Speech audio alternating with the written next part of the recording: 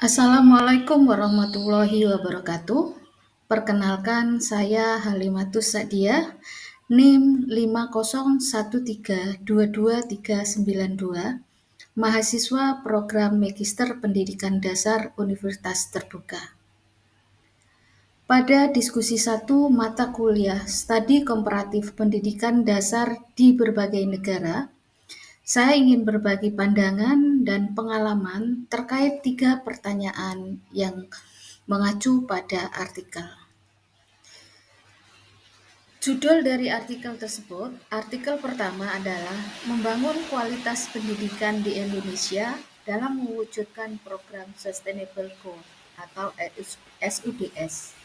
Sedangkan artikel yang kedua adalah analisis dampak penggunaan infrastruktur pendidikan terhadap peningkatan akses dan kualitas pendidikan anak-anak di wilayah pedesaan, sebuah kajian kemanusiaan di negara berkembang. Tahap berikutnya di sini saya akan memberikan pemahaman saya atau ide tentang kondisi pendidikan Indonesia menurut artikel yang pertama. Di sini ada 4 poin yang dapat saya lihat. Yang pertama adalah kesenjangan pendidikan di Indonesia. Pendidikan di Indonesia ini masih banyak menghadapi tantangan yang sangat serius, terutama karena adanya beberapa kesenjangan yang besar. Yang pertama kita lihat dari perbedaan geografis. Perbedaan geografis pendidikan di kota-kota besar, khususnya di Pulau Jawa, jauh lebih maju dibandingkan dari daerah lain seperti Kalimantan dan Papua. Sedangkan dari perbedaan wilayah, terdapat perbedaan kualitas pendidikan yang signifikan antara sekolah yang berada di daerah perkotaan dengan daerah sekolah yang berada di wilayah pedesaan. Sedangkan poin kedua adalah tujuan pembangunan berkelanjutan atau SDGs. Peran Sustainable Development Goal khususnya adalah tujuan pembangunan berkelanjutan, sedangkan SDGs bertujuan untuk menciptakan dunia yang lebih adil dan berkelanjutan termasuk dalam pendidikan. Sedangkan yang ketiga, pentingnya pemerataan pendidikan berkualitas. Untuk mencapai tujuan pembangunan, pemerataan pendidikan berkualitas sangat penting. Penekanannya bahwa pendidikan harus merata dan berkualitas untuk semua warga negara. Nah, sedangkan yang kedua adalah peluang belajar harus diperluas agar setiap individu memiliki akses ke pendidikan. Yang ketiga adalah pendidikan sepanjang hayat harus didorong. Dalam artian bahwa setiap siswa, setiap warga negara mempunyai kesempatan yang sama untuk belajar atau mengenyam pendidikan. Yang keempat adalah peran dan koordinasi untuk perubahan. Pentingnya koordinasi antara pemerintah dan masyarakat ditekankan sebagai kunci untuk mengubah langkah pendidikan di pedesaan.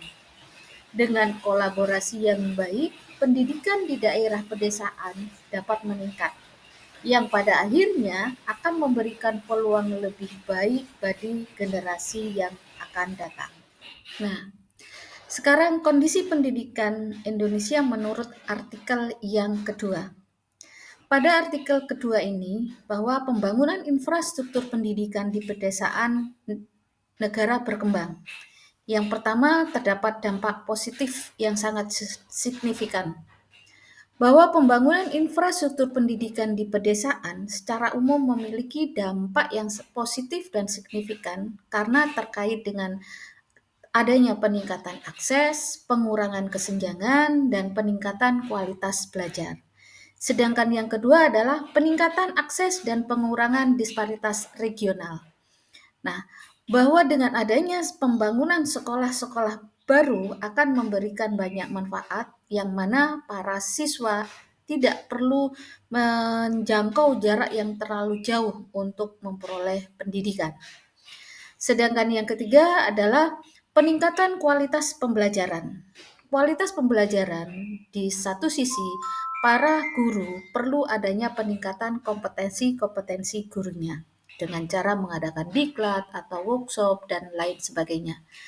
Dan juga adanya integrasi teknologi, bahwa pemanfaatan teknologi informasi ini sangat penting digunakan dalam proses pembelajaran, yang pastinya akan membantu para guru dalam menyampaikan pembelajaran yang bermanfaat bagi siswa.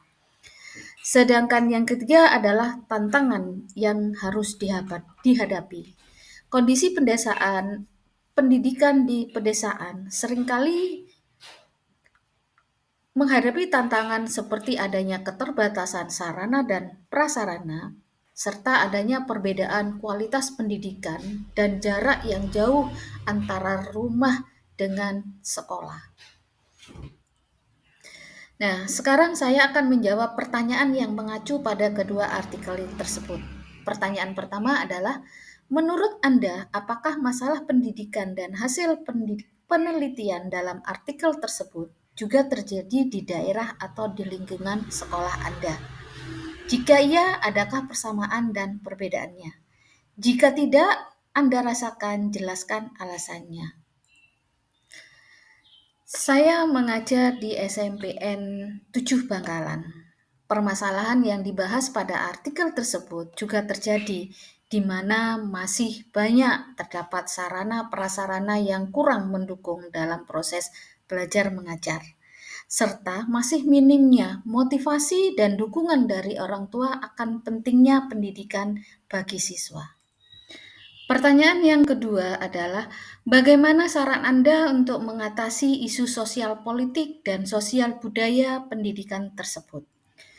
Pada pertanyaan kedua tersebut, di sini saya akan menjawab bahwa mengatasi isu sosial politik dan sosial budaya dalam pendidikan memerlukan pendekatan yang holistik, inklusif, dan berbasis pada pemahaman terhadap konteks sosial dan budaya yang ada.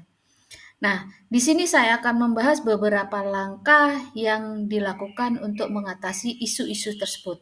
Yang pertama adalah pendidikan yang mengedepankan toleransi dan multikulturalisme. Nah, salah satu contohnya adalah pendidikan yang ada pada inklusif. Di sini mengajarkan nilai-nilai toleransi, saling menghormati, dan memahami keberagaman sejak dini. Sedangkan dialog antar budaya mendorong dialog terbuka antar kelompok yang berbeda di dalam masyarakat untuk membangun pemahaman bersama dan meminimalkan prasangka sosial. Sedangkan yang kedua adalah pendidikan kritis dan demokratis. Di sini penguatan pemahaman hak asasi manusia, pendidikan demokrasi mengajarkan pentingnya hak suara, partisipasi aktif dan kehidupan politik, dan pemahaman tentang sistem pemerintahan yang demokratif. Yang ketiga adalah peningkatan kompetensi guru, bahwa pendidikan berbasis teknologi dapat digunakan untuk memfasilitasi pemahaman tentang isu sosial, politik, dan budaya. Pertanyaan yang ketiga adalah, menurut pendapat Anda, bagaimana kaitan isi artikel dengan materi modul 1 dari BMT Studi Komparatif Pendidikan Dasar di berbagai negara? Pendidikan di berbagai negara memiliki fokus yang berbeda sesuai dengan kondisi, kultur, dan politik negara tersebut. Nah, seperti salah satu contoh, misalnya pendidikan di Indonesia akan berbeda dengan pendidikan yang berada di negara Malaysia. Begitu pula dengan sebaliknya. Sedangkan studi komparatif pendidikan dasar di berbagai negara mengungkapkan bahwa tidak ada satu sistem yang sempurna. Setiap negara memiliki kekuatan dan tantangan tersendiri dalam pendidikan dasar. Negara-negara dengan sistem yang lebih fleksibel dan berorientasi pada kesejahteraan sosial siswa akan menunjukkan hasil yang baik dalam menciptakan siswa yang bahagia dan seimbang. Sedangkan di sisi lain, negara-negara dengan sistem yang lebih terstruktur dan berbasis sering kali unggul dalam pencapaian akademik, bergantung pada konteks sosial, ekonomi, dan budaya. Setiap negara dapat mengadaptasi sistem mereka untuk mencapai hasil terbaik dan pendidikan terbaiknya. Demikian yang bisa saya sampaikan pada diskusi satu ini.